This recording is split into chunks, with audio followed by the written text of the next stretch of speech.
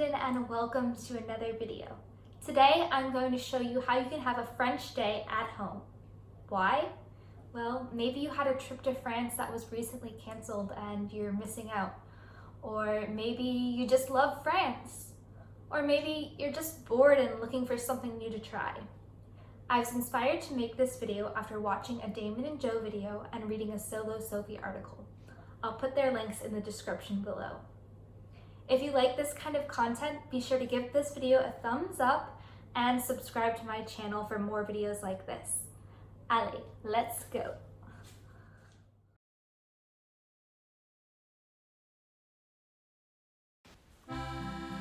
The first way to start your French day is with a French breakfast, of course.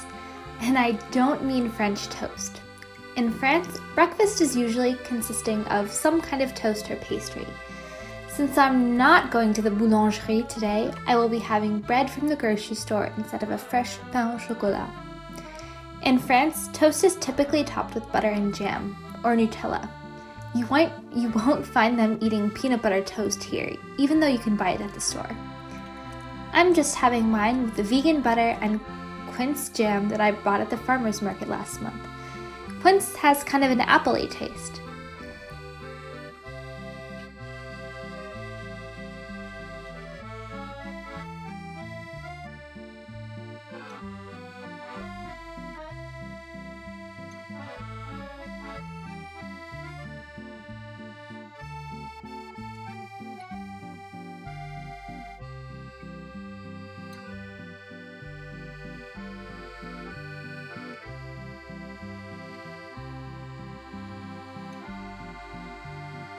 To drink, I'm having coffee.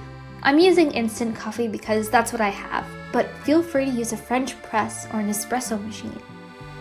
I'm also drinking out of a bowl instead of a mug.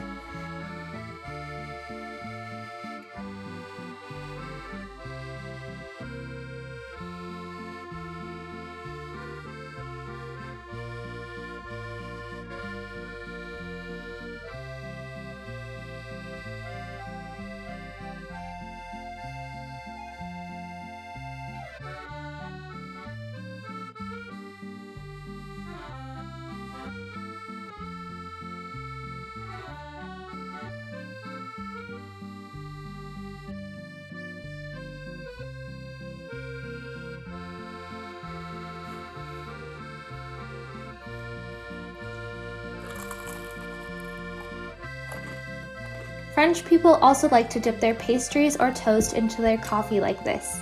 It sounds weird, but don't knock it till you try it.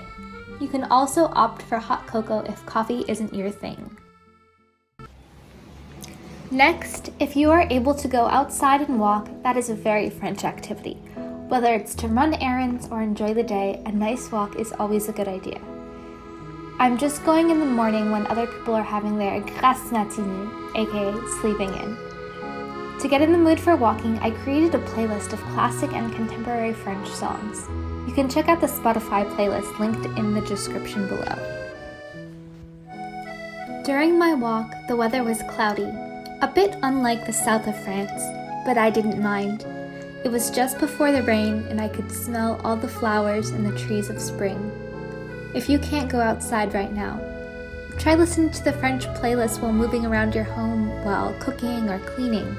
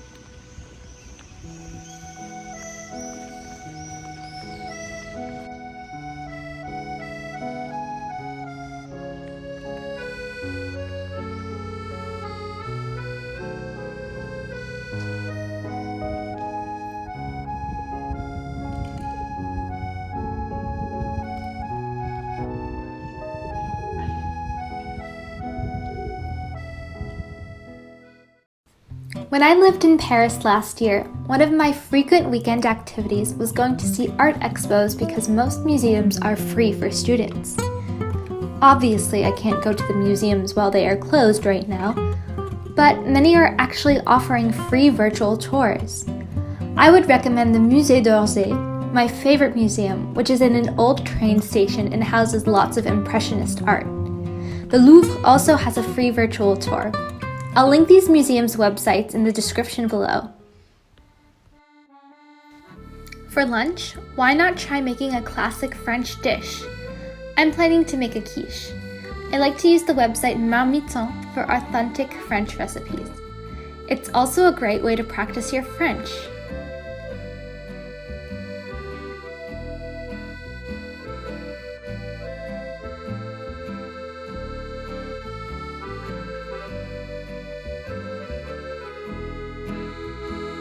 I found a recipe for a quiche provençale, but I will make a few adjustments because I want to make it vegetarian and I need to make my own crust.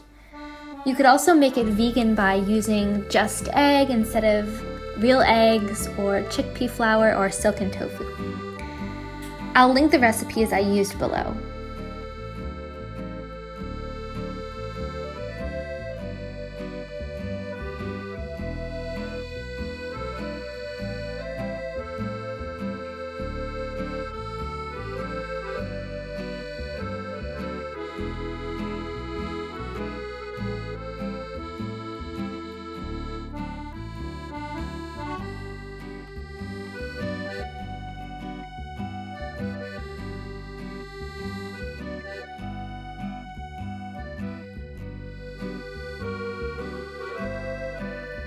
Be sure to take your time and eat when it's done.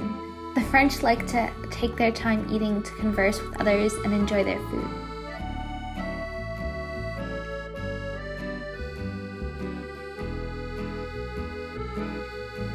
For dessert, I'll have a piece of fruit or some yogurt.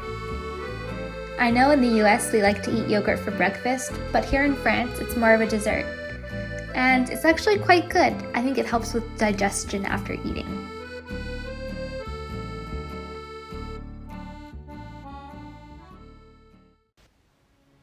After lunch, watch a French film. Going to the cinema is a big part of French culture.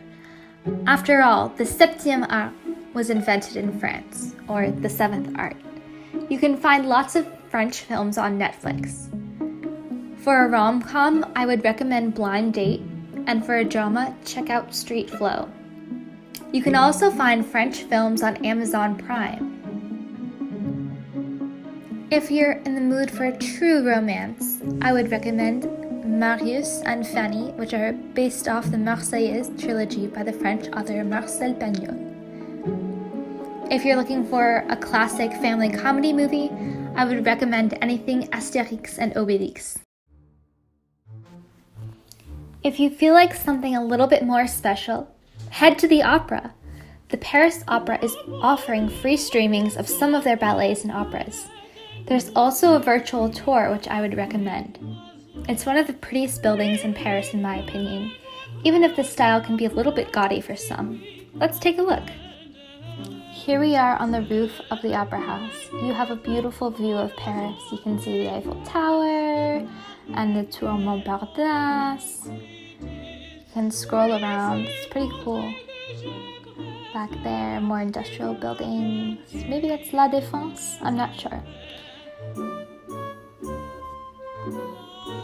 You can also check out the inside of the Opera House. Isn't it just beautiful? I remember when I went on the tour there, they said that the designer chose this deep red color because it looked good on every skin tone. And you can notice the art on the ceiling of the Opera House, and it's a little bit more modern. What do you think?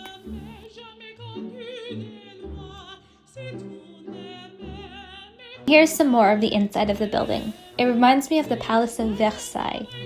What do you think? Let me know in the comments below if you think this building is beautiful or tacky.